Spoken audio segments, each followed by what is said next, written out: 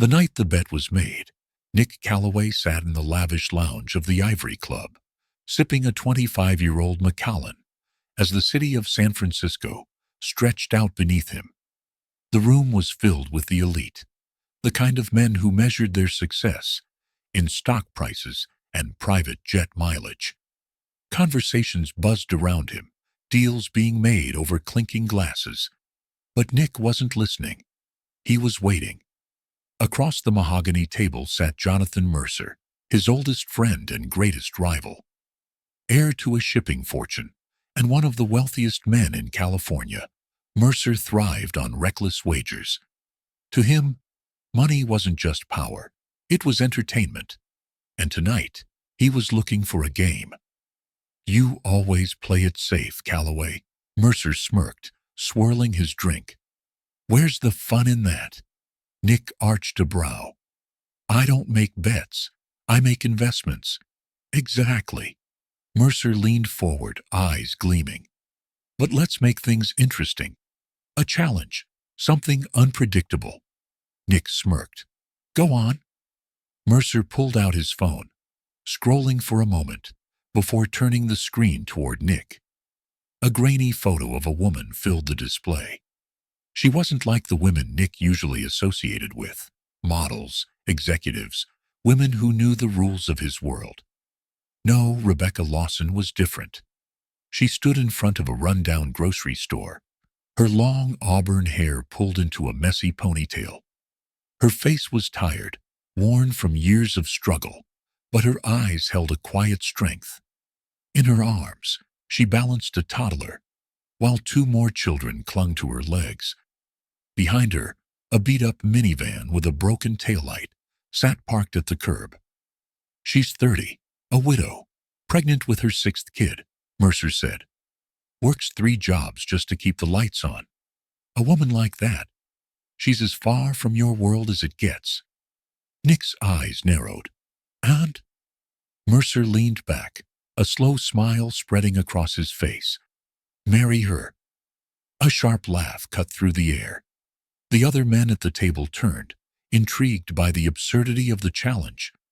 "You're out of your mind," Nick said, shaking his head. "Am I?" Mercer taunted. "You think you're untouchable, that you can control any situation. Prove it. Marry her. Live with her and her 5 kids for a year. Be a husband. Be a father. And if you last 12 months without bailing?" He reached into his pocket and pulled out a sleek black folder, placing it on the table. 15% of Titan Energy. Silence fell over the table. Titan Energy was the deal. The investment that had eluded Nick for years. With those shares, he could expand his portfolio into one of the most lucrative sectors in the country. It was a golden opportunity. But was it worth the cost? Nick studied the woman in the photo again. Rebecca Lawson, a woman struggling to survive. A woman who had no idea that somewhere in a private club, a group of billionaires were deciding her fate. "This is insane," someone muttered. "She'd never say yes," another added. Nick wasn't listening to them. His mind was already working, analyzing, calculating. 1 year, he had made worse business deals. Slowly, he reached for his drink, taking a measured sip before setting the glass down. "All right," he said, voice steady. "I'll do it."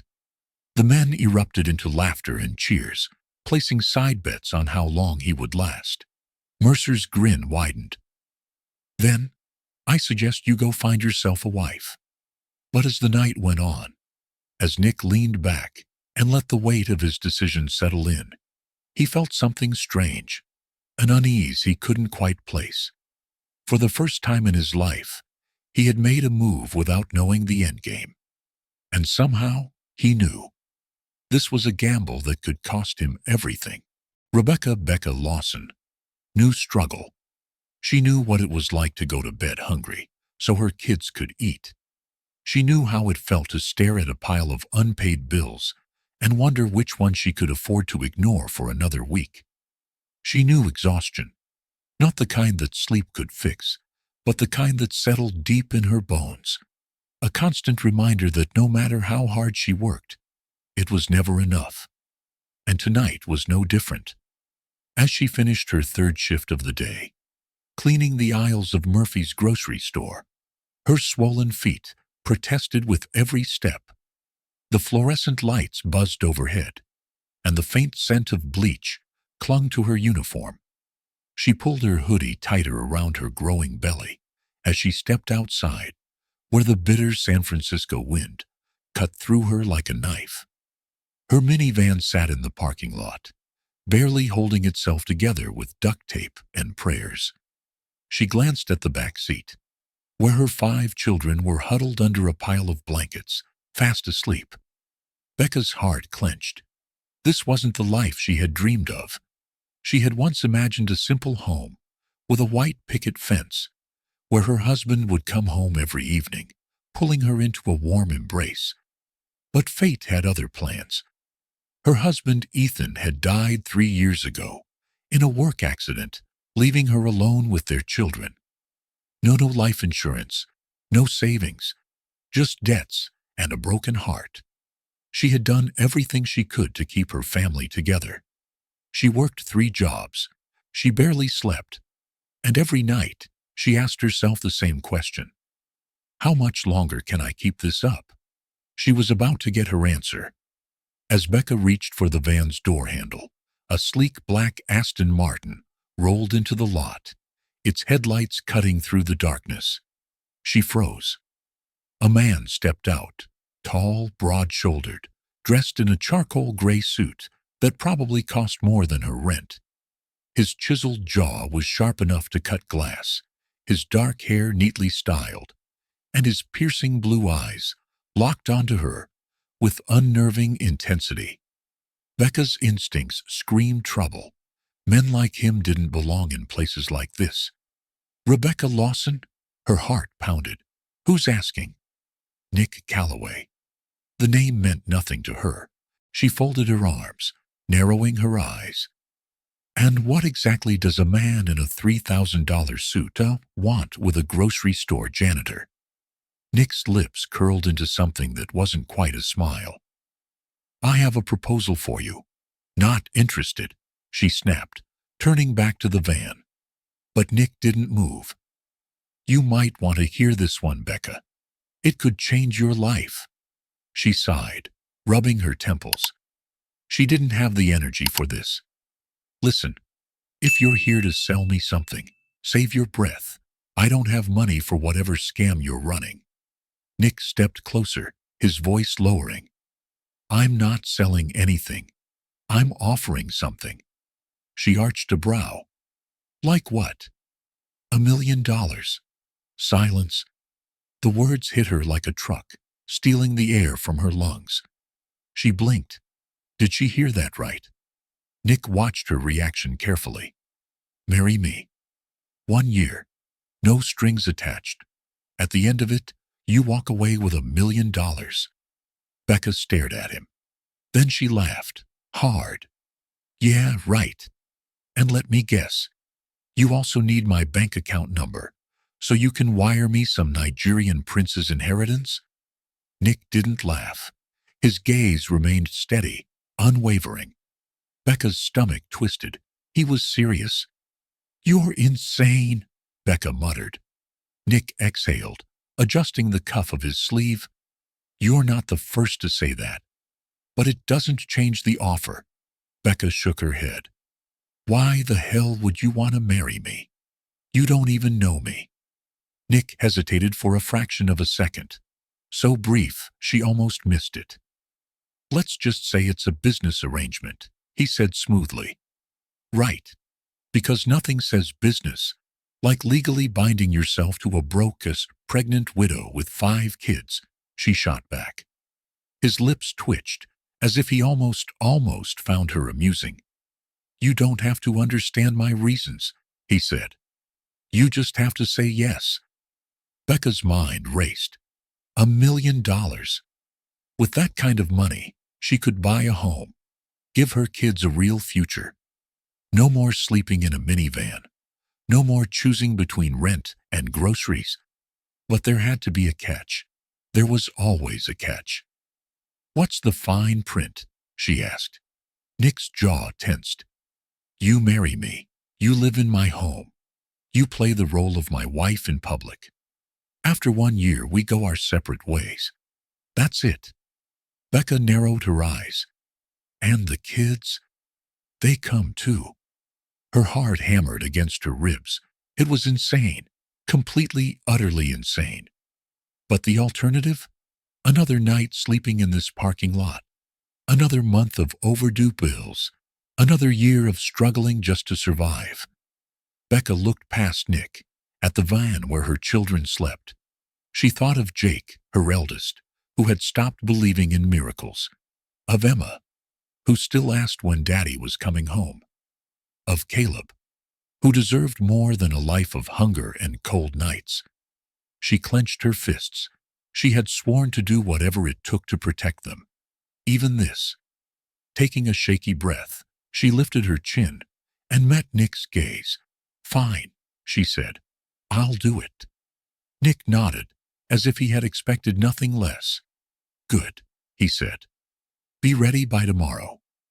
Then, without another word, he turned and walked away, leaving Becca standing in the cold, wondering if she had just made the biggest mistake of her life. Becca didn't sleep that night. She sat in the front seat of her old minivan, staring at the city lights in the distance, her mind replaying the conversation with Nick Calloway over and over again. $1 million. The number felt unreal, like a fantasy dangled in front of her, too good to be true. But it wasn't just about the money. It was about survival. She turned to look at the back seat, where her 5 children were curled up under blankets, their tiny faces peaceful in sleep. They didn't know the burden she carried, the weight of every unpaid bill, the constant fear that one wrong move would send them spiraling into something worse. And now, she had a way out. She clenched her fists. "I have to do this." The next morning, Becca found herself outside a luxury law office in downtown San Francisco, clutching her frayed sweater around her as a cold wind whipped through the air. The sheer grandeur of the building made her feel even smaller than she already was. She didn't belong here. She could see her reflection in the glass doors, her tired eyes, her second-hand clothes, her swollen belly. She looked like a woman who had been fighting the world for too long. Taking a deep breath, she stepped inside. A receptionist with a robotic smile greeted her. "Ms. Lawson, Mr. Calloway is expecting you. Please follow me." Becca's stomach twisted as she was led down a long corridor into a massive conference room. And there he was. Nick Calloway sat at the head of a polished mahogany table, dressed in another one of his expensive suits, his expression unreadable. "Take a seat," he said. Becca hesitated before sitting across from him, her hands clenched in her lap. Nick slid a thick contract across the table. "Read it carefully before you sign." She picked up the document, her heart pounding. Marriage contract. The words stared back at her in bold print. She skimmed through the terms, her pulse quickening with every clause. Duration, 12 months. Financial compensation, $1 million upon completion. Living arrangements. Becca and her children would move into Nick's estate. Public image. They had to act as a real married couple in front of the media. Intimacy. Not required, but public displays of affection may be expected. Confidentiality. No discussing the true nature of the agreement. Termination clause. If Becca left before the year was up, she would receive nothing. Her throat tightened. "Sounds fair," Nick said casually. Becca's fingers dug into the paper. "Fair?" she echoed. "You think this is fair?" Nick leaned forward, his blue eyes sharp. "You need this money. I need a wife. This is business, Becca. Nothing more." She wanted to argue. wanted to tell him he had no idea what it was like to live in her world. But she bit her tongue. At the end of the day, she had no power here. With a shaky breath, she picked up the pen and signed her name. Nick barely reacted. He simply took the contract and slid it back into a folder. "Pack your things," he said. "You and the kids are moving in today."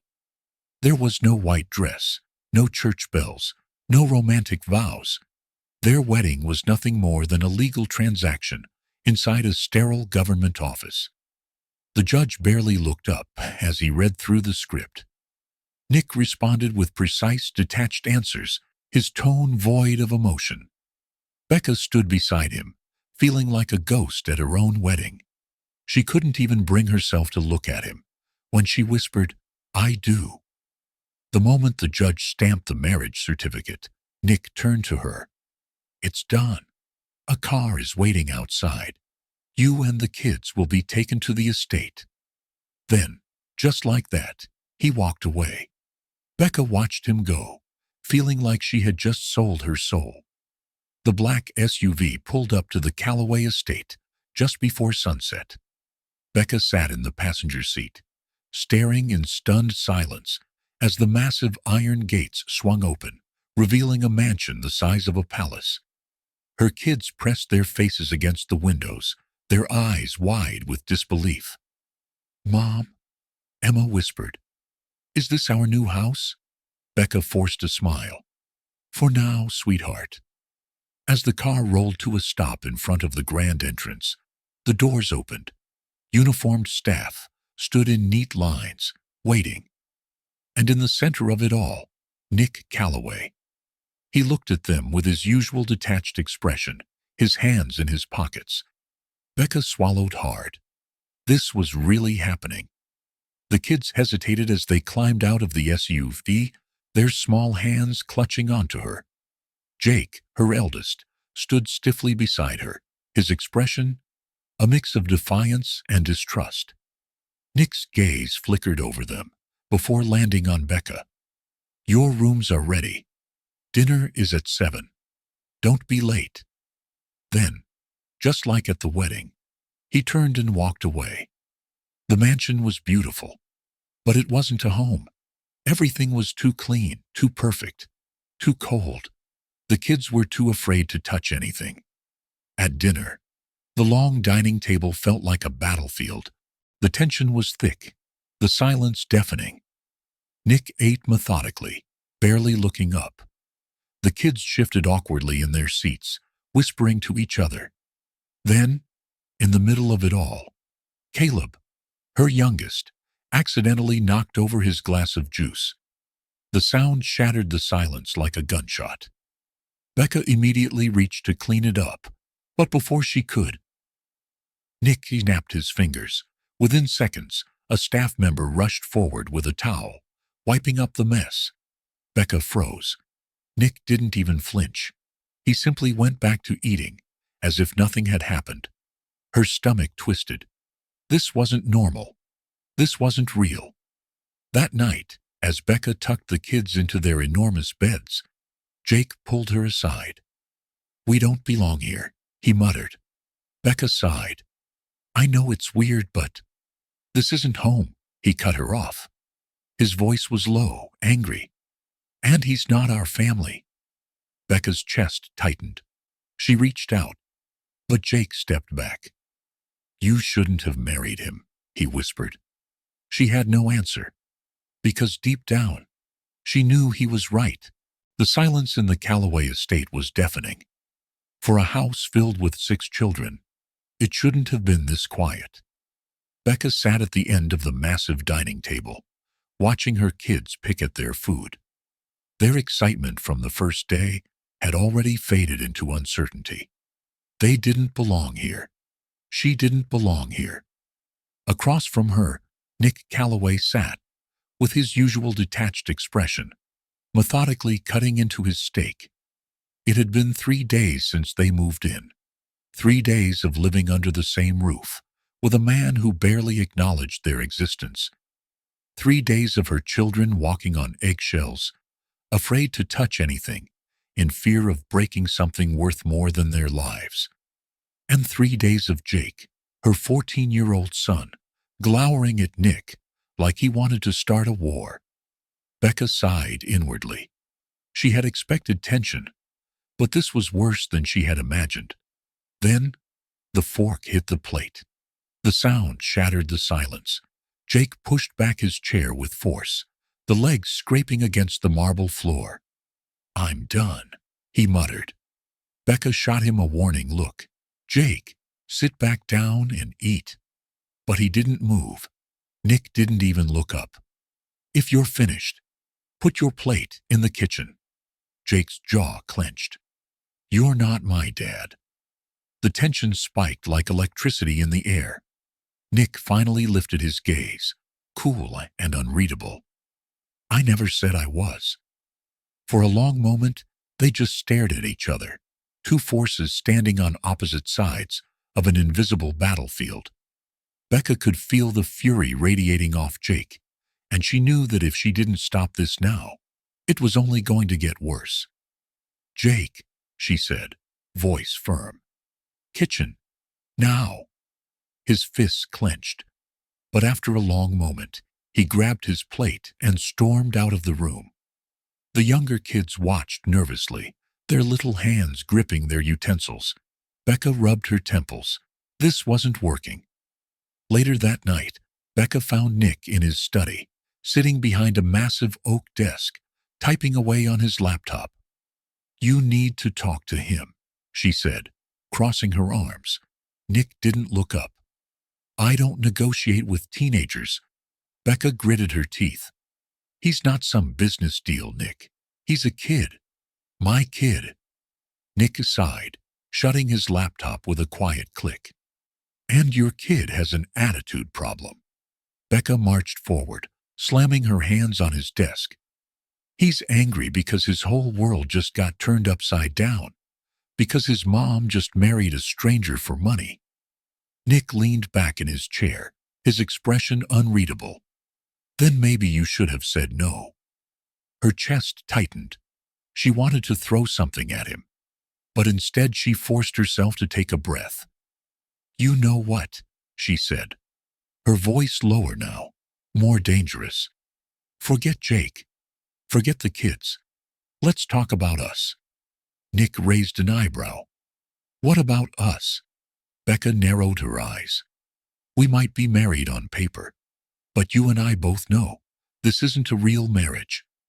But if we're going to survive 1 year under the same roof, then we need some ground rules." Nick gestured for her to continue. "Rule number 1, she said, holding up a finger. "We act civil, especially in front of the kids. No passive-aggressive comments, no ignoring each other like we don't exist." Nick smirked. "You started the ignoring part." "Rule number 2, Becca continued, ignoring him. "You make an effort. I don't care how busy you are. These kids live here now. If you don't want to be a father figure, fine. But at least act like a human being in their presence." Nick exhaled sharply, rubbing his temple. "Anything else?" Becca hesitated. "Yeah," she said. "Rule number 3, no lying." Nick's gaze darkened slightly, but he didn't comment. She knew she was pushing, but she had to set boundaries. She wouldn't survive 1 year in this house if she didn't. "Fine," Nick said, after a long pause. "I'll try, but I can't promise anything." Becca studied him carefully, looking for a sign of insincerity. After a moment, she nodded. "Good," she said, "because if you break these rules, this whole deal falls apart." She turned and walked away, but before she reached the door, she heard Nick mutter something under his breath. "What?" she asked, spinning around. Nick leaned back, looking annoyingly amused. "I said," he repeated, "you're starting to sound like a wife." Becca threw a book at him. The next morning, Nick did something he had never done before. He sat down at the breakfast table. The kids froze mid-bite, their eyes wide with suspicion. Even Becca looked at him like he had grown a second head. Nick cleared his throat. "Good morning," he said. Silence. Then finally Emma, the 8-year-old, whispered, "Is this a trick?" Nick sighed, picking up a coffee cup. "Number, it's just breakfast." The kids continued to stare at him, waiting for him to snap his fingers and have the staff take their plates away. But Nick just sat there. The silence enthusiasm, he wasn't sure what he was supposed to do, but he figured showing up was a start. After a long pause, Jake scoffed, shaking his head. "Whatever," the teenager muttered, standing up. "I'm not buying it." He left the room. Nick exhaled slowly, setting his coffee down. Well, that could have gone better. But then, just as he was about to retreat back to his office, he felt a small hand tug on his sleeve. It was Caleb, the youngest. The little boy blinked up at him. "Mr. Calloway?" he asked. Nick hesitated. "Yeah?" Caleb tilted his head. "Do you like dinosaurs?" The question threw him off completely. He blinked. I don't know, I guess." Caleb's face lit up. "You should read my dinosaur book," he declared, beaming. "It has all the dinosaurs." Before Nick could react, Caleb ran off and came back with a massive picture book, shoving it into Nick's hands. Nick looked down at it, then at Becca. She covered her mouth, stifling a laugh. Nick sighed in defeat. "All right, kid," he muttered. "Show me the dinosaurs." And just like that, the first wall between them started to crack. The storm was coming. Nick could feel it in his bones. For the past week, things at the Calloway estate had been tense but manageable. Becca was still guarded. Jake still hated his guts, but the younger kids had slowly warmed up to him, especially Caleb. The little boy had practically adopted Nick, dragging him into endless conversations about dinosaurs, astronauts, and why peanut butter was superior to jelly. It was exhausting, but it was also strangely nice. For the first time in years, Nick felt like his house was alive. He would never admit it out loud, but a part of him liked the noise, the laughter, the chaos. It was different from the sterile, structured life he had built for himself, and that scared the hell out of him. Nick was in his office, reviewing financial reports, when his phone buzzed. Jonathan Mercer. Nick sighed, already knowing this wouldn't be a pleasant conversation. He picked up. Nick." Mercer's voice was smooth, smug. "How's married life treating you?" Nick leaned back in his chair, his jaw tightening. "Cut the crap, Mercer," he said coldly. "What do you want?" Mercer chuckled. "Just checking in, making sure our little bet is still intact." Nick's grip tightened around his pen. "Still holding up my end," he said. Voice clipped. "Good," Mercer replied, "because I've got my eyes on that 15% stake in Titan Energy. You're not backing out, are you?" Nick's stomach twisted. For the first time since this whole thing started, he felt sick about the bet. He had made bets before. High-stakes deals, risky investments, but this wasn't just about money anymore, Becca.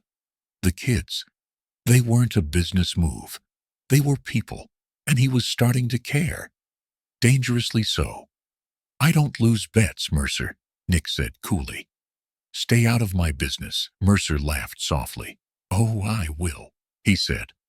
"For now." Then the line went dead. Nick exhaled sharply, setting his phone down.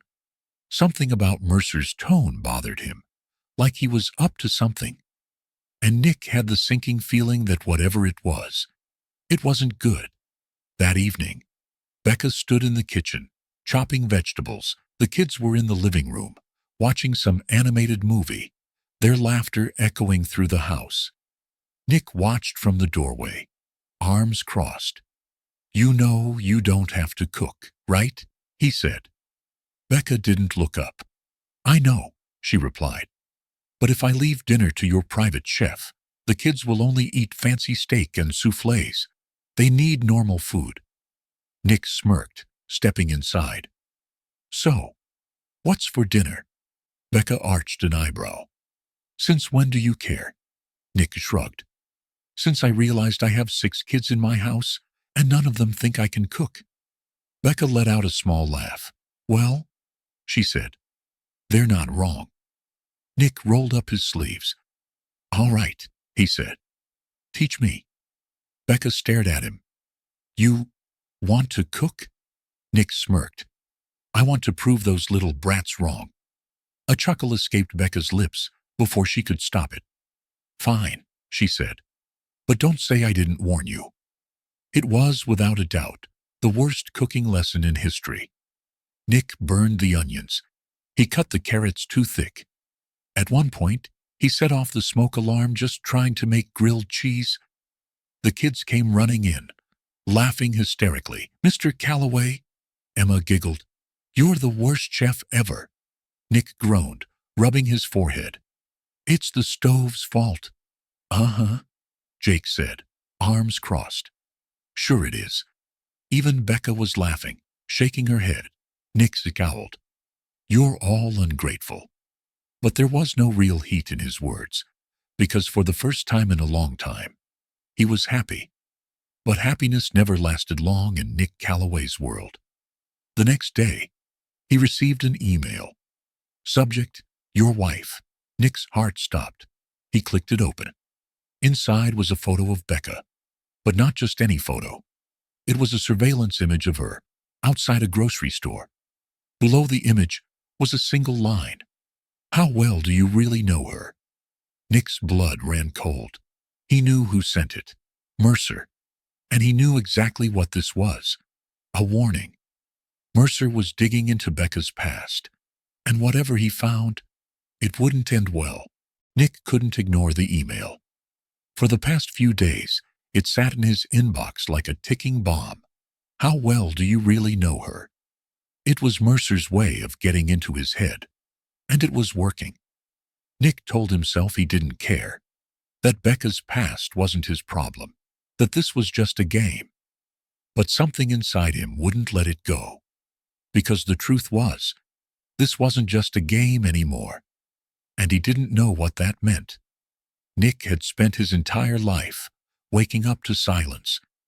But now, silence was impossible. At exactly 6:02 a.m., his bedroom door burst open, and suddenly, there was a 5-year-old on his bed. Mr. Calloway, Caleb screamed. Nick shot up, startled. Jesus, what, it's pancake day? Nick blinked. What? Caleb bounced excitedly, his little hands smacking Nick's blanket. Mommy makes pancakes on Fridays. Nick groaned. Caleb, it's too early for this, but I want to help. Go help your mom then, Nick muttered, flopping back down. Caleb huffed. She said I was too little. Nick cracked one eye open, staring at the kid. And you think I'm a better option? Caleb grinned. You're big, Nick sighed. That doesn't mean I can cook. Caleb grabbed his hand. Please? Nick had a meeting in 2 hours. He had $1 million deal waiting on his desk. He had no time for pancakes, and yet, fine, he muttered. But if I burn the kitchen down, it's your fault. Caleb cheered. And just like that, Nick Calloway found himself standing in his kitchen at dawn, trying and failing to make pancakes. Becca walked into the kitchen and froze. Nick was covered in flour. The counter was a mess, and Caleb was standing on a chair, giggling hysterically. What is happening? Becca asked slowly. Nick scowled.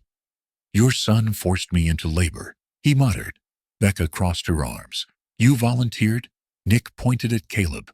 He manipulated me. Caleb grinned proudly. Becca sighed, stepping closer. Okay, move. Nick frowned. What? You're doing it wrong. Nick scoffed. Excuse me, but I am highly capable. Becca grabbed the whisk from his hand. Sit. Nick glared. But he sat, and for the next 20 minutes, he watched her cook. She was good at it. The way she moved, the way she flipped the pancakes effortlessly, it was mesmerizing, and for some reason, he couldn't look away. Breakfast was surprisingly peaceful. The kids ate happily, stuffing their faces with pancakes. Nick sat at the table, drinking his coffee, watching them. And for a moment, everything felt normal. Jake, of course, ruined it. "You don't belong here," he muttered. Nick looked up, meeting the teen's glare. "Yeah?" he said, raising an eyebrow. "Tell that to your brother who woke me up for pancakes," Jake huffed. But he didn't argue. Becca glanced between them, sighing. "Jake," she warned. But Nick held up a hand. "It's fine," he said, because truthfully, Nick didn't blame the kid. He was right. Nick didn't belong here. But for some reasons, he wanted to. That afternoon, Nick found himself in a department store with 5 kids. It was, without a doubt, the worst decision of his life. "Why are we here?" he asked Becca as they walked through the aisles. "Because the kids need clothes," she said simply. Nick scowled. "I could have had my assistant handle this." Becca rolled her eyes. "Yeah, because kids love when strangers buy their underwear." Nick cringed. "Fine. But make it quick." It was not quick. Caleb ran straight into the toy section. Emma and Miles got lost in the shoe aisle. Jake refused to try anything on, and Naomi spent 20 minutes picking out a backpack. By the time they were done, Nick was exhausted, and his credit card was lighter by a few $1,000s. Becca smirked. "Survived?" Nick glared. "Barely." She laughed. "Welcome to parenting," Nick sighed. He wasn't a parent, but today, for the first time, it almost felt like he was. It was late when Nick walked past the kids' rooms. Most of them were asleep, but one door was still open. "Jake." Nick hesitated. Then, before he could talk himself out of it, he knocked. "Go away," Jake muttered. Nick stepped inside anyway. Jake was sitting on his bed, arms crossed. Nick sat in the chair across from him. For a moment, neither of them spoke. Then, finally, Nick sighed. "Look," he said. "I know you don't like me," Jake scoffed. "Wow, genius. Took you this long to figure it out." Nick smirked. "I'm smart like that." Jake rolled his eyes. Nick leaned forward. "I'm not trying to replace your dad," he said honestly. "I never will." Jake's jaw tightened. Nick hesitated. Then he said something he never planned to say. "I lost my dad when I was 7. Jake froze. Nick swallowed. "It sucked," he continued. "It still sucks. And I spent years hating everyone who tried to act like they could take his place." Jake stared at him. "But," Nick said, "eventually I realized something. People aren't replaceable. But sometimes, new people come along, and they help in ways you don't expect." Jake didn't say anything, but he didn't look away either. Nick stood up. "Just think about it," he muttered. Then he walked out, closing the door behind him. And for the first time since Jake moved into his house, Nick didn't feel like a total stranger anymore. The house was too quiet. Nick Calloway had spent the last few weeks adjusting to the noise, the constant sound of Caleb's laughter, Naomi's questions, and the never-ending arguments between Jake and Miles. But tonight, it was silent. And silence meant something was wrong. Nick had felt it all day. That strange, creeping tension in the air, like a storm was coming. And he was right, because tonight, everything was about to fall apart. Becca had just finished cleaning up the kitchen when her phone buzzed. A text message from an unknown number. She frowned, wiping her hands before opening it. And when she did, her entire world stopped. "Do you know why Nick really married you? Ask him about the bet." Becca stared at the words, her stomach twisting. Her fingers trembled as she typed back. "Who is this?" No response, just silence, and a sinking feeling in her chest. Nick had just poured himself a drink when the study door slammed open. Becca stood there, eyes blazing. His stomach dropped. "Is it true?" she demanded. Nick set his glass down. "Is what true?" Her hands shook as she threw her phone onto the desk. He glanced down at the screen, and when he saw the message, his throat went dry. Becca saw his reaction, and that was all the confirmation she needed. "Oh my God," she whispered, stepping back. "Becca, don't." Her voice broke. Nick clenched his jaw. There were a million things he could say, 1,000 excuses he could make, but none of them would matter, because the truth was right there. And it was too late. The shouting must have woken them up, because suddenly Jake was in the doorway, and the moment he saw Becca's face, his fists clenched. "What did you do?" he snapped at Nick. Nick exhaled sharply. "Jake, stay out of this." "No." Jake stormed in, stepping between Nick and Becca. "I knew it. I knew you were a liar." "Jake, shut up." Jake's hands shook as he glared at Nick. "You played us," he spat. "You played her." Nick had never seen Jake this angry. The kid's voice cracked with rage, with hurt, with betrayal. And the worst part? Nick couldn't blame him. Becca turned away, blinking back tears. She couldn't do this. She couldn't let herself break. Not now. Not in front of her kids. She took a deep breath. Then she looked at Nick one last time. "We're leaving." Nick froze. "What?" "You heard me." Her voice was shaky but firm. "We're packing our things and we're leaving." Nick's heart pounded. "Becca, wait." "No." She lifted her chin. "You don't get to talk your way out of this. You don't get to explain. You don't get to fix it." Her voice cracked. "You used us, Nick." Nick felt it. That sharp, brutal ache in his chest. Because this time, he wasn't going to win, and he deserved it. The kids were already packing when Nick walked upstairs. The suitcases were open. The drawers were emptying fast. Jake wasn't even looking at him. Neither was Naomi, or Miles, even Caleb. The little boy who had once worshipped him wouldn't meet his eyes. Nick had never felt so helpless in his life. And when Becca finally walked past him, suitcase in hand, it felt like the end of everything. He wanted to stop her. He wanted to beg her to stay. But he had no right to. So he just stood there and watched them walk away. The house was empty. The silence was deafening. Nick stood in the foyer, staring at the door they had just walked out of. His chest felt tight. His throat burned. He had lost business deals before.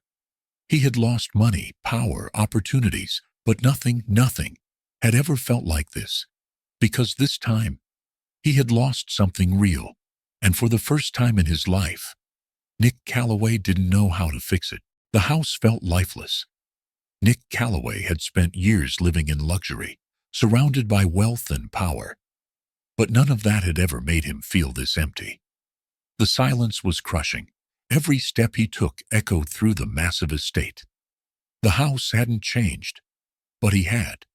And now, the people who had made it feel alive were gone. Nick had always been a man of logic, numbers, statistics, risk and reward. That was how he had built his empire. That was how he had won every game he had ever played. But this was the first time he had lost something that actually mattered. And it was his own damn fault. He found himself walking through the house, staring at the places where they had been. The living room, where Caleb used to sit on the floor, playing with his dinosaur toys. The dining room, where Miles and Jackson had fought over pancakes. The hallway, where Naomi had interrogated him like a detective. The garage, where Jake had glared at him with pure hatred. Nick swallowed hard. He had never thought he would miss the chaos. But now, standing in the silence, he realized that the chaos had been life. And without them, he had nothing. Nick poured himself a drink, then another. Then Another. But the whiskey didn't help. It didn't drown the guilt, didn't erase Becca's face when she had looked at him like he was the worst mistake of her life, didn't silence Jake's rage, didn't fill the hole inside him. Nothing could. And for the first time, Nick Calloway realized that money couldn't fix this. The knock on the door came at midnight. Nick didn't answer, but the door swung open anyway. Jonathan Mercer walked in, his smirk as smug as ever. "Well," Mercer said, mocking. "That went exactly as I expected." Nick's jaw clenched. "Get the hell out." Mercer chuckled. "You didn't really think she'd stay, did you?" He shook his head. "Come on, Nick. You're not cut out for that life. You never were." Nick said nothing, because for the first time in his life, he didn't know how to argue back. Mercer poured himself a drink, completely at ease. "You did what you always do," he continued. "You played a game, you won, and then you got bored." Nick's hands curled into fists. "It wasn't a game." Mercer laughed. "It was always a game, Nick. You just forgot the rules." Nick stood up so fast that the chair scraped against the floor. His heartbeat pounded in his ears. But he didn't hit Mercer, because he wasn't angry at Mercer. He was angry at himself. Mercer left a few minutes later. Nick sat in his office, staring at the desk. He reached into the drawer and pulled out an old photo. A picture of himself as a boy. A boy who had once known what it felt like to be abandoned. A boy who had once dreamed of having a real family. And now he had become the very thing he had hated most. Nick picked up his phone, dialed a number he hadn't called in years. When the person answered, he took a deep breath. "I want to sell the company," he said. A long pause. "You're serious?" "Yes." His voice was steady. "Sell everything. I'll liquidate the assets. I don't care about the profit margin. Just do it." The person hesitated. "Nick, are you sure about this?" Nick closed his eyes. For the first time in his life, he was absolutely sure. It took weeks for the sale to finalize. Nick didn't tell anyone why he was doing it. But the moment the deal was done, he took the money and did something no one expected. He reopened the factory in Becca's old neighborhood. He funded housing projects for single mothers. He started scholarships for kids like Jake, kids who had been dealt a bad hand in life. But he didn't put his name on any of it, because this wasn't about ego. It was about making things right. The first time Jake saw Nick's name in the news, he almost didn't believe it. The article talked about how Calloway Industries had been sold and how the money had been used to help struggling communities. Jake frowned, staring at the screen. It didn't make sense. Why would a guy like Nick do that? He clicked on another article, and then another, and with every word he read, something inside him shifted. For the first time, he wasn't sure if he hated Nick anymore. Nick hadn't spoken to Becca in months, but he still checked in from a distance. He made sure they were safe.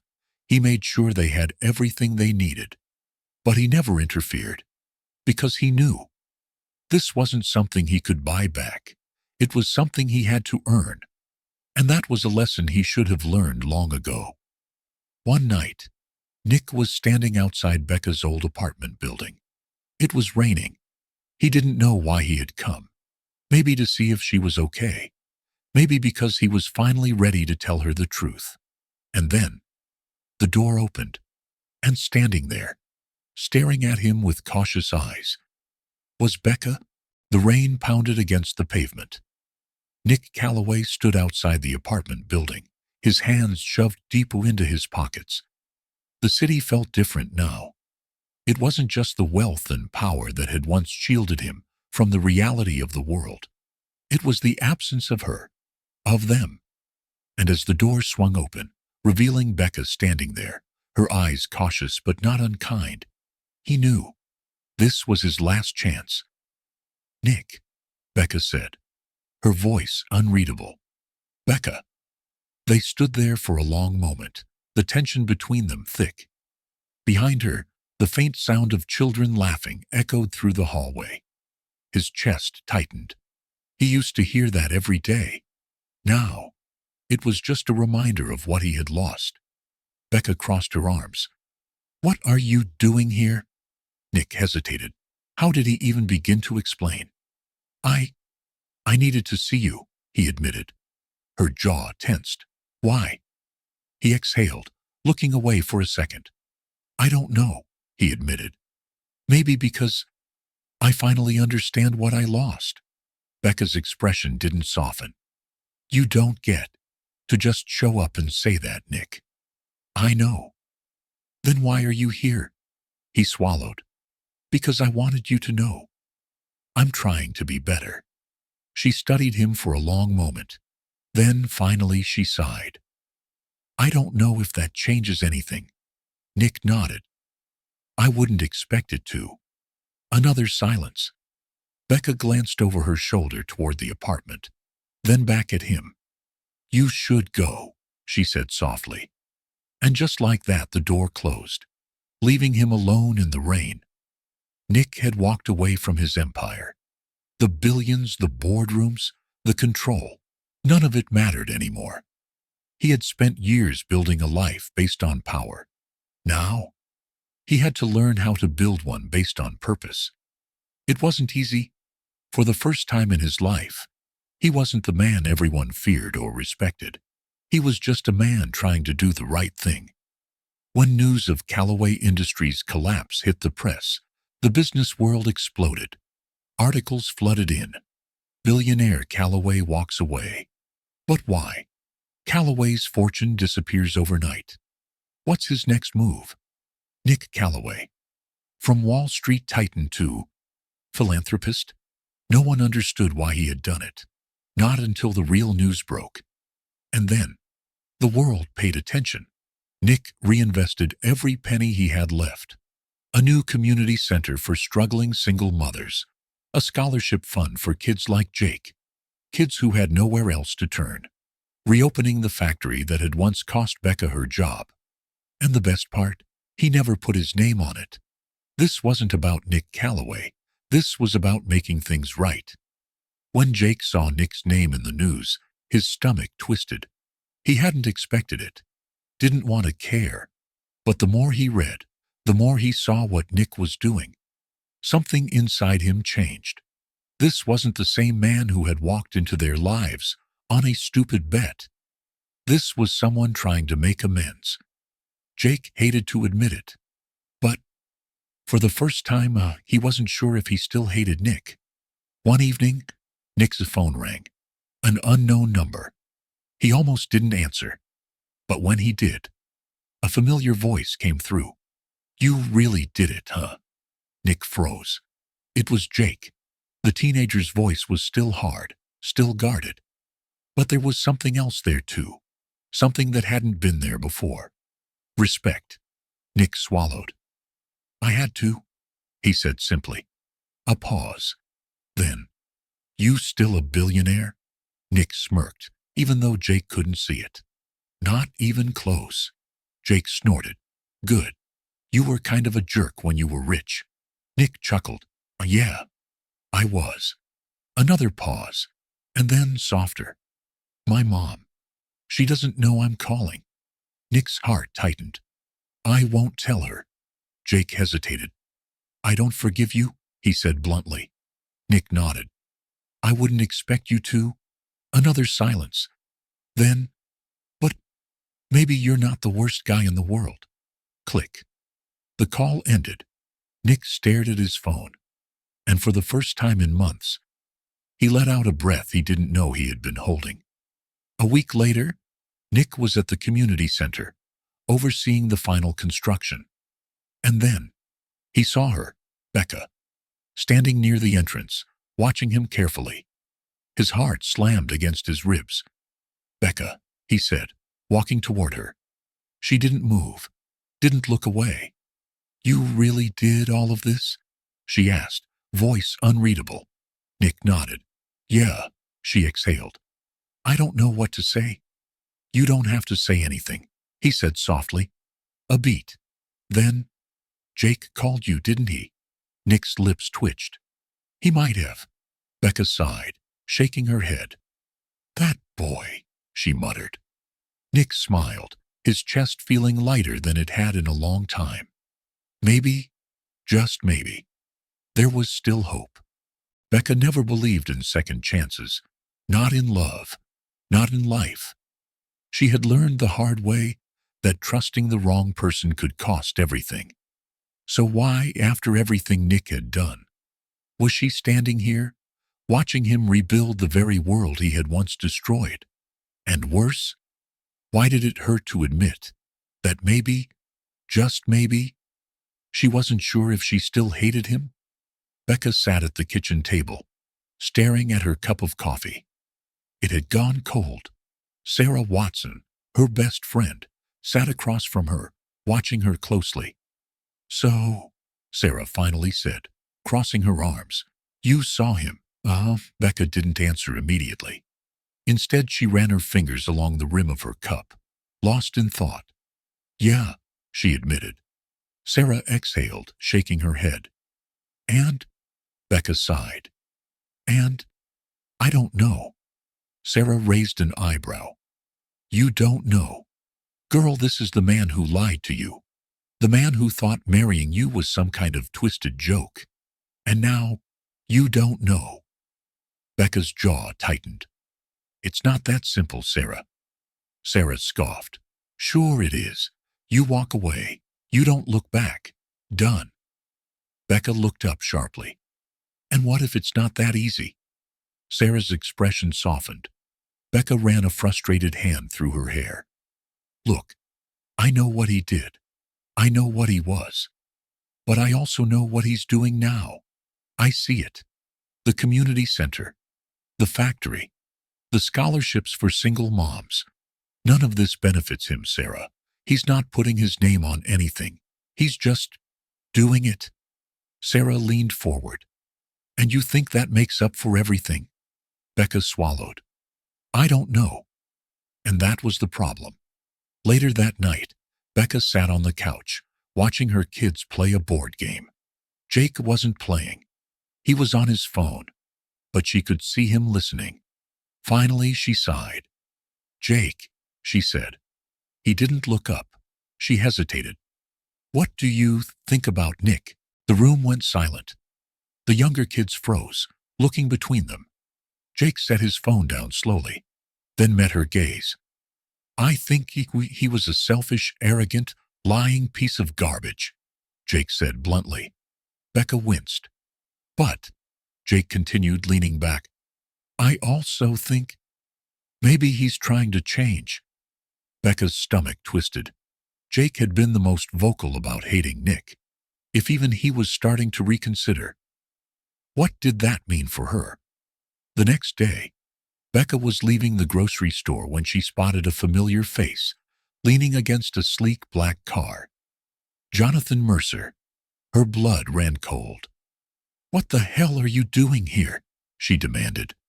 Mercer smirked, pushing off the car. Relax, Becca. Just wanted to have a little chat. I have nothing to say to you, she snapped, moving to walk past him. But Mercer's next words froze her in place. You don't actually believe he's changed, do you? Becca slowly turned.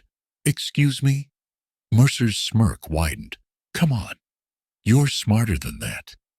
Do you really think Nick Calloway, the same man who made a bet on your life, is suddenly some noble hero? Becca's stomach twisted. Mercer stepped closer. People like Nick don't change. He's just playing the long game, trying to get you to trust him again, so he can walk away with his conscience clean. Becca hated that part of her believed him, because Mercer was right about one thing. Nick had lied before. Who was to say he wouldn't lie again? Becca tossed and turned that night, her mind racing. She had spent weeks convincing herself she didn't care what Nick did. But if that were true, why did Mercer's words bother her so much? Why did the idea of Nick lying again make her feel sick? She needed proof, one way or another. The next day, Becca made a decision. She was going to see for herself. She drove to the new factory Nick had reopened. What she saw stopped her in her tracks. Nick wasn't just funding the place. He was there, working, talking to the employees, laughing with the workers, like he was one of them. This wasn't for show. This was real. And that terrified her. Nick turned, wiping the sweat from his forehead, and froze when he saw Becca standing there. For a long moment, they just stared at each other. Then, cautiously, he walked toward her. "Becca," he said. Her heart pounded. She had come here expecting to see through him, to prove to herself that Mercer was right. But looking at him now, she didn't know what to believe anymore. "Why are you here?" Nick asked, his voice careful. Becca crossed her arms. "I needed to see it for myself." Nick's jaw tightened, and she hesitated. "I don't know." He exhaled, running a hand through his hair. "Becca, I know I don't deserve your trust. I know I ruined that. But I swear to you, everything I'm doing now, it's not about making up for the bet. It's about fixing the damage I caused." Her throat tightened. "I want to believe that," she admitted. He took a step closer. "Then let me prove it to you." She studied him carefully. "How?" Nick swallowed. "You tell me." The past had a way of catching up. Just when Becca started to believe in the possibility of change, the world reminded her that some wounds never truly heal. This time, it wasn't just about Nick and her. It was about protecting her family from the storm that was about to hit, because Mercer had played his hand. And this time, the whole world was watching. Becca woke up to the sound of her phone buzzing endlessly. At first, she ignored it, but when she saw the dozens of missed calls from Sarah, her stomach dropped. Something was wrong. She picked up the phone. "Sarah, Becca, turn on the TV." Now, Becca's hands shook as she grabbed the remote and flipped to the news. The headline hit her like a truck. Billionaire Nick Calloway's marriage was a bet, the truth exposed. The screen cut to a video clip, a recording of Mercer sitting smugly in a high-end interview, spilling everything. How Nick had married Becca on a dare. How it had been about winning a game. How he had fooled her, fooled the kids, fooled everyone. That man doesn't love her. Mercer's voice was smooth, condescending. It was never real. It was just business. Becca's chest tightened. The entire country knew. Her children would hear about this, and worse, Nick was going to face the backlash of a lifetime. The front yard of Becca's house was already swarmed with reporters. Photographers shouted her name. The kids peeked through the curtains, confused and scared. Jake clenched his fists. "I knew it," he muttered. "I knew he was a liar." "Jake," Becca started, but her son wasn't listening. "He made us believe he cared. And now the whole world knows what a joke we are." Becca felt her heart break, because deep down, Jake wasn't just angry. He was hurt, just like she was. Nick had seen many crises in his life.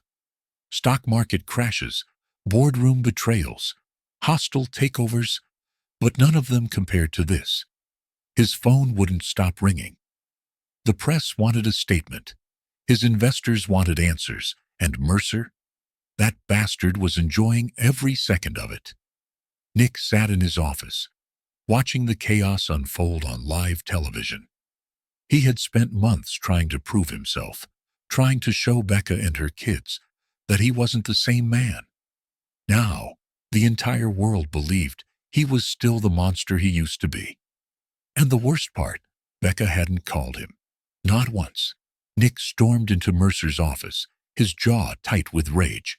"You set this up," Nick growled. Mercer leaned back, smirking. "You make it sound so personal, old friend." Nick slammed his hands on the desk. "You destroyed Becca's life. You dragged her into this mess. She was always part of the mess. Mercer interrupted coolly. You just lied to yourself about it. Nick's blood boiled, huh? This wasn't just a game, he said, voice low. Not anymore. Mercer chuckled. And that's why you lost. Nick's hands curled into fists. For the first time in his life, he realized winning didn't matter anymore. Only Becca did. Nick wasn't going to let Mercer control the story. So he did the one thing he never thought he'd do. He stepped in front of 100 reporters. Cameras flashed, microphones pointed at him. Is it true? Someone shouted. Was it all a bet? Nick's jaw tightened. He took a deep breath, and then he told the truth. Yes, he admitted. It started as a bet. The room exploded. But Nick wasn't finished, and I regret it more than anything in my life. The reporters fell silent. Nick's voice was firm, unshaken. I was a man who thought love was a game. I was wrong. Becca Lawson was never a joke. She is the strongest, most incredible woman I have ever met. And I will spend the rest of my life proving that to her, whether she forgives me or not. The broadcast went viral within minutes. But there was only one person's reaction that mattered, and she wasn't watching. She was standing at his office door. You're a fool, Becca said. Nick turned slowly. She was there. Her eyes were red from crying, but she was standing tall. I know, Nick admitted, but I meant every word. Becca's voice shook. You don't get to say things like that. Not after everything you did. Nick stepped closer. I know. She looked away. I don't know if I can forgive you. Nick's throat tightened. I don't expect you to. Becca exhaled shakily. But I know I love you, Nick whispered. And I'm not walking away this time. Tears filled her eyes, and for the first time in months, she didn't push him away. Nick had risked everything. His reputation, his career, his entire future. And for what? For a chance. For Becca. She didn't give him an answer that night. But she didn't leave either. And for Nick, that was enough. For now, Nick had always been a man who got what he wanted. Deals, power, control. But this time, he couldn't buy his way back. He had already lost Becca's trust. Now, he had to earn it. The hard way. Becca had spent weeks trying to convince herself that leaving Nick was the right decision. That she had done what was best for her kids. But then, he had gone public. He had stood before the world and admitted everything. And now, the man who once calculated every move was standing in front of her, asking for nothing, except for a chance. But could she risk it? Could she trust him again? The logical part of her screamed no, but her heart whispered something else entirely. Nick knew he couldn't fix things with words alone, so he didn't try instead. He showed up, not with gifts, not with apologies, just presence. At first, Becca tried to ignore it, tried to act like it didn't affect her. But then she saw what he was doing, how he was showing up for the kids, how he was trying, really trying, to be the man they needed. And slowly, her walls began to crack. If there was one person who refused to let Nick in, it was Jake. At 14, Jake had already seen enough disappointment to last a lifetime. And Nick Calloway had just proven to be the biggest one of them all. So, when Nick came by, Jake made sure to let him know exactly where he stood. You think you can just show up and everything's fine, Jake snapped. Nick didn't fight back. He didn't argue. He just nodded. No, he admitted. But I'm not going anywhere. Jake scoffed. We don't need you. Nick's jaw tightened. I know. Jake stared at him, waiting for him to get angry, to push back. But Nick just stood there. And that, more than anything, threw Jake off balance. Little by little, things began to shift. Not all at once, not in a grand, dramatic way, but in small moments. Like when Miles asked Nick for help with his math homework, or when Naomi let Nick walk her to school, or when Caleb, without thinking, reached for Nick's hand while crossing the street. Even Jake, despite his resentment, noticed. And though he still didn't trust Nick, he also didn't stop watching him. It was a rainy Friday night when Becca finally saw something she couldn't ignore. Caleb had been sick all day, a fever that wouldn't break. She had been up for hours, trying to bring it down, but nothing worked. At some point she must have fallen asleep beside his bed, because the next thing she knew, Nick was sitting there, holding a cold cloth to Caleb's forehead. His shirt sleeves were rolled up, his expression tired but focused. He hadn't woken her, hadn't tried to prove a point. He had just been there, taking care of her son, like he was his own. And something inside Becca shifted. She didn't say anything. She just watched him. And for the first time, she let herself wonder, what if this wasn't a mistake? What if this man really was different now? The next day, Jake made a decision. If Nick wanted to be part of their lives, he was going to have to earn it. And Jake knew just how to test him. "All right, Calloway," Jake said, arms crossed. "Let's see what you've got." He tossed Nick a basketball. Nick caught it, raising an eyebrow. "You think a game is going to prove something?" Jake smirked. "One-on-one. You win, I give you a chance. You lose, you walk away." Nick exhaled, shaking his head. "You think it's that simple?" Jake's smile faded. "I think you don't deserve to be here." Nick stared at the boy, really stared. Then he did something Jake didn't expect. He tossed the ball back. "You think I'm going to walk away just because I lose a game?" Jake blinked. Nick stepped forward. "I don't care if you hate me," he said. "I don't care if you never like me. But I'm not walking away from your mom. And I'm not walking away from you." Jake's hands tightened around the ball. "You're just saying that." Nick shook his head. "Number, I mean it." Jake swallowed. And for the first time, he didn't have a comeback. That night, Becca stood in the kitchen, watching as Nick cleaned up after dinner. He had spent the last few months proving himself. And slowly, she had started to believe him. But believing and trusting were two different things. "You're still here," she said. Nick turned to her. "Yeah. You could have walked away." "I could have," he admitted. "But I didn't want to," Becca exhaled. "I don't know if I can ever trust you completely," she whispered. Nick stepped closer. "I don't expect you to." She hesitated. "But I'm willing to try." Nick's breath hitched. He had spent his entire life winning battles. But this was the only victory that ever truly mattered. Over the next few weeks, everything changed. The kids stopped seeing Nick as a stranger. Jake still didn't fully trust him, but he wasn't actively pushing him away anymore. Caleb had already latched onto him.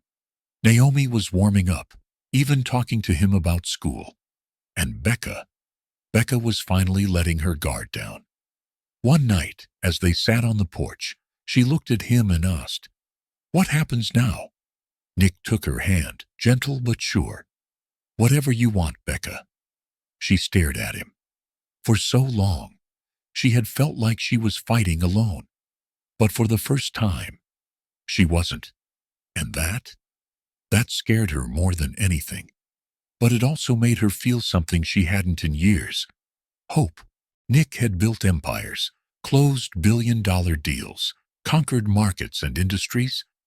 But standing in front of Becca now, holding a small velvet box in his hands, he had never been more nervous in his entire life. Because this time, he wasn't making a business deal. This time, he wasn't offering a contract. He was offering himself. And if she said no, it would be the first real loss of his life. Nick had never been the type of man who second-guessed himself. But tonight, He was pacing the length of his study, staring at the ring on his desk. Was he rushing this? Would she ever truly trust him? And more importantly, did he deserve her trust? His thoughts were interrupted by a knock. Jake. Nick straightened. Of all the kids, Jake was the one who had resisted him the most. And yet now, he was standing at Nick's doorway, arms crossed, expression unreadable. "You gonna do it?" Jake asked. Nick didn't even have to ask what he meant. "Yeah," Nick answered. "I am." Jake exhaled, running a hand through his messy brown hair. "You screw this up." Nick waited. Jake's jaw clenched. "You hurt her again, and I'll make sure you regret it." Nick didn't argue, didn't promise that he wouldn't, because he knew that actions meant more than words. So instead, he just nodded. "Fair deal." Jake studied him for a long moment. Then, with a curt nod, he turned and walked away. And for the first time, Nick had a feeling that Jake actually respected him. It wasn't a grand spectacle. No flashy gestures, no lavish displays of wealth. Just him and her, standing in the backyard, under the soft glow of the porch light. The kids were inside. It was just them. Becca looked uneasy, like she had a feeling something was coming. "Nick, what's going on?" she asked. Nick took a deep breath. Then, before he could overthink it, he knelt down. Becca gasped. Her hands flew to her mouth. "Nick, I know," he said, voice quiet, steady. "I know I don't deserve this yet, but I'm going to spend the rest of my life proving to you that I do." She stared at him, at the ring, at the man who had once broken her trust, but had spent the last few months earning it back. "I don't want a contract, Becca. I don't want a deal. I just want you. And the kids. Forever." Her eyes filled with tears. Her chest felt tight. For so long, she had told herself that she couldn't trust him again, that men like him didn't change. And yet, she had seen it. She had seen how he had changed, how he had put them first, how he had become a father to her kids, and how, despite everything, she had fallen in love with him. Her fingers trembled as she reached for the ring. Nick held his breath. Then softly she whispered, "Yes." Nick exhaled, almost laughing in relief. He slid the ring onto her finger, and when he stood, she threw her arms around him, holding on tighter than ever before. And in that moment, he knew this was the greatest victory of his life. When they walked inside, Becca was still wiping her tears, but the moment Naomi saw the ring, she screamed, "You said yes?" Becca blushed. Miles cheered. Caleb ran up, hugging Nick's leg. Even Jackson looked secretly happy. And then, there was Jake, standing there, arms crossed. Nick met his gaze, waiting. Then, after a long moment, Jake simply nodded. "All right," he muttered. That was it. Just one word. But from Jake, it was everything, huh? Nick didn't waste time. He knew Becca wouldn't want a huge, extravagant wedding. She had spent her entire life struggling to provide for her kids. She didn't need $1 million event. So instead, they planned something small, intimate, something that was just about them. Jake helped pick out the music. Naomi and Miles helped choose the decorations.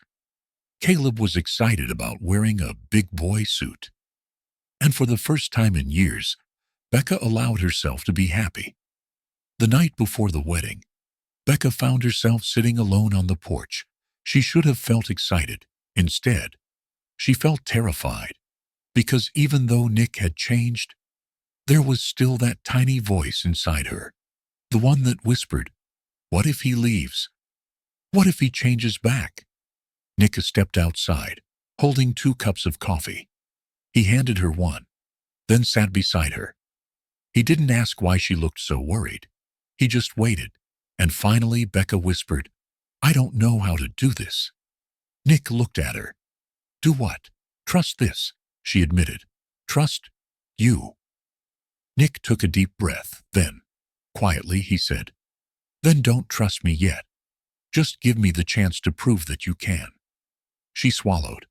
And for the first time, she let herself believe. When the day finally came, it was perfect. Becca wore a simple white dress. The kids walked her down the aisle. And when Nick saw her, he realized he had never seen anything more beautiful in his life. There were no doubts, no regrets, just this moment. Becca reached him, hands shaking. You ready for this, Calloway?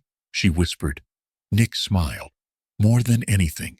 And when they said their vows, this time it wasn't for a deal. It wasn't for a bet. It was real and forever.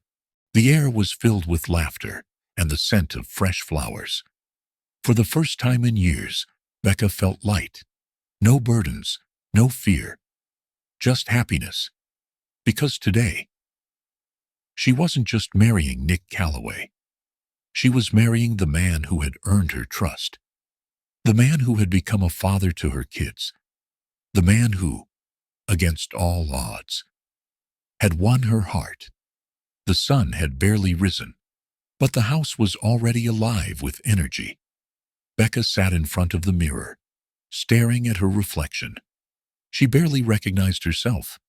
Her hair was styled into soft curls. Her makeup was natural, simple, yet she looked beautiful. A soft knock on the door. Mom? Jake. Becca turned, smiling as her oldest son stepped in. Wow, he muttered, rubbing the back of his neck. You actually look like a bride. Becca laughed, shaking her head. Gee, thanks. Jake hesitated. Then, stepping forward, he pulled something from his pocket. A small silver bracelet. Becca frowned. This was Dad's, Jake said quietly. Her breath hitched.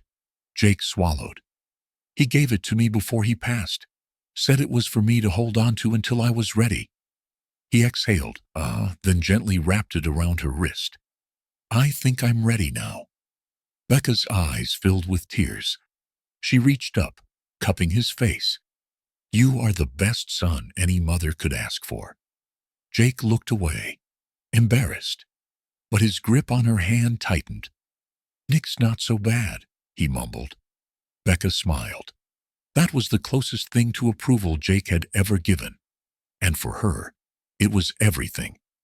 Downstairs, Nick was adjusting his tie when Jonathan Mercer strolled in smirking. Well, look at you, Mercer drawled. Who would have thought? The great Nick Calloway, actually getting married, again. Nick's jaw tightened. I told you, Mercer. That bet is long over. Mercer chuckled. Yeah? Then why does part of you still look like you're waiting for the catch? Nick didn't answer. Because part of him was. Not because he didn't love Becca, but because he knew that after today, this was real. There was no undoing it, no walking away, no contracts, no bets, just forever. And that scared him more than any business deal ever had. The small church was filled with warm light. Soft music played as Becca stepped onto the aisle. And the moment Nick saw her, everything stopped. She looked stunning. Not because of the dress, not because of the way her hair framed her face, but because of the way she looked at him, like he was home. The kids walked beside her, Caleb holding onto her hand, Naomi carrying the flowers, Jake at her side, walking as if he were the one giving her away. And when they reached Nick, Becca smiled. You okay? She whispered. Nick exhaled sharply. Never been better. And then, the ceremony began. The pastor smiled. Becca, do you have your vows? She nodded, taking a deep breath. Nick, she began. She paused, eyes flickering toward the kids. Then softly, I never thought I'd be standing here again. I never thought I'd be choosing this. Love, marriage, trust. I had lost faith in all of it. And then, you happened. Nick swallowed hard. You broke my trust once, she admitted. But then you did something I never expected.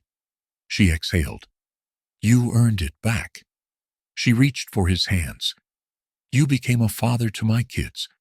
You showed me that love isn't just about grand gestures. It's about showing up every single day. And you did. So today I choose you. Not because of a contract, not because of a deal, but because I love you. Nick's chest tightened. She loved him. God, she loved him. The pastor turned to Nick. And you, Nick? Nick took a steady breath. Then quietly, Becca, I've built my life on winning, but nothing in my life has ever been as important as this moment. As you, as this family. I didn't know what love was until you. I didn't know what home was until you. So today, I don't just choose you. His fingers curled around hers. I promise you. Her eyes shined with unshed tears. The pastor smiled. By the power vested in me, I now pronounce you husband and wife. Nick didn't wait. He pulled Becca close and kissed her deeply, fully. For the first time, it wasn't about proving something. It wasn't about a challenge. It was just them. Real, forever. The room erupted in cheers. Caleb clapped excitedly. Naomi wiped away a tear. And Jake just shook his head, smirking. Guess we're stuck with him now, he muttered. Nick laughed. He had never wanted to be stuck with anything more in his life. The night was filled with joy. The backyard was decorated with string lights. Laughter echoed as the kids danced. Caleb stood on Nick's shoes, giggling, as Nick twirled him around. Naomi had somehow dragged Jake onto the dance floor, making him groan. Becca watched it all, heart full. And then, Nick pulled her close. Happy? He murmured against her ear.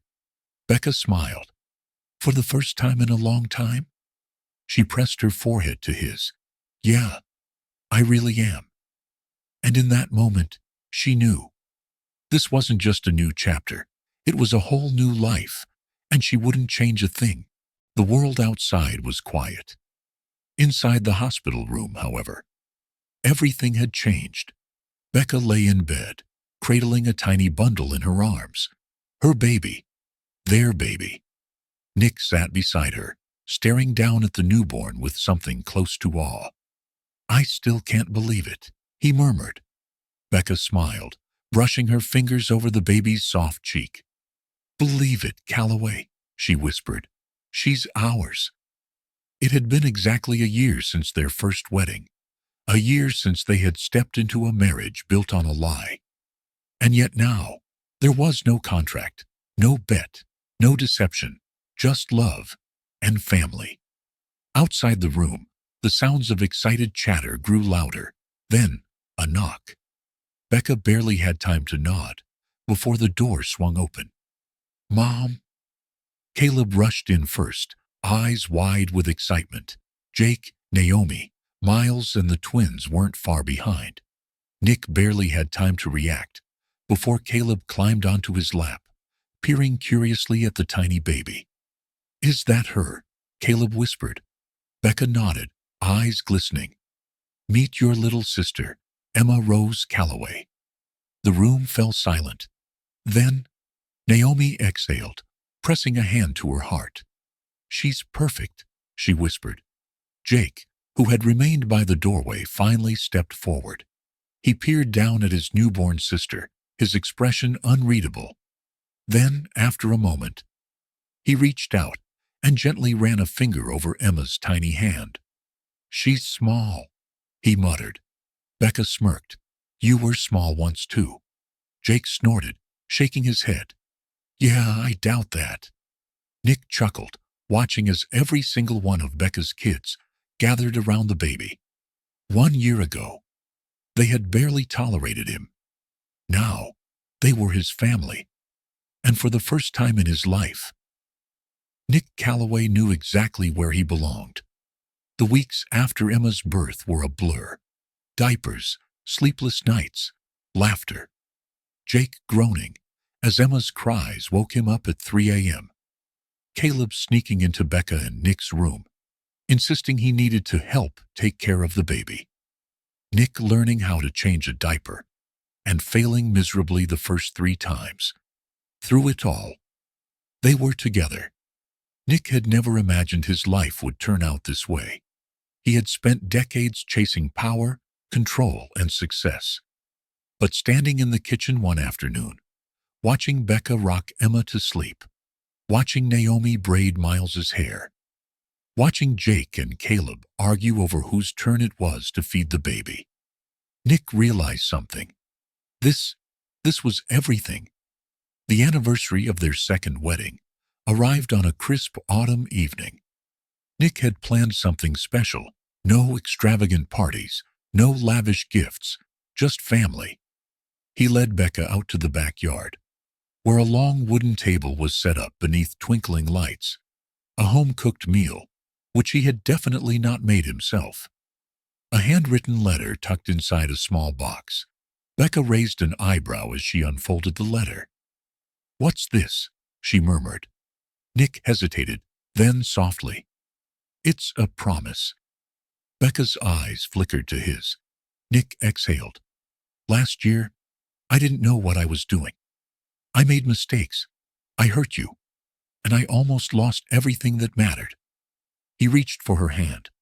"This time I want to do it right. No contracts, no expectations. Just me loving you every day for the rest of my life."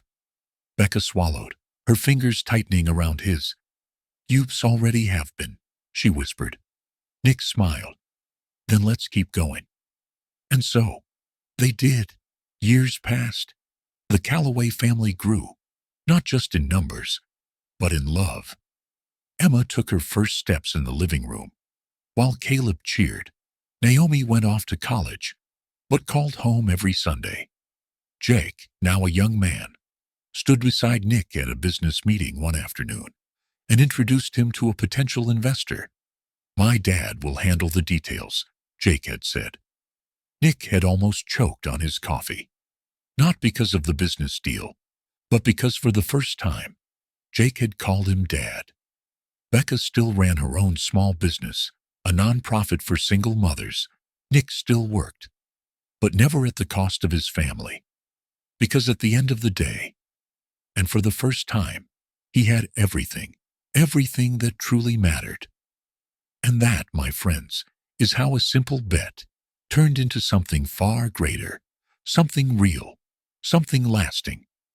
Life has a funny way of surprising us, doesn't it? One moment, you're convinced you have it all figured out, and the next, you're standing in a kitchen at 3 a.m., rocking a newborn while your teenage stepson silently hands you a bottle of milk. That's the beauty of love. It finds us in the places we least expect. Now, I want to hear from you. What would you have done if you were in Becca's shoes? Do you believe that love can grow in the most unlikely circumstances? Drop your thoughts in the comments. I read every single one. And don't forget to hit that subscribe button, because we've got more incredible, heartwarming stories coming your way. Trust me, you won't want to miss what's next. Until then, stay kind, stay hopeful, and never underestimate the power of love.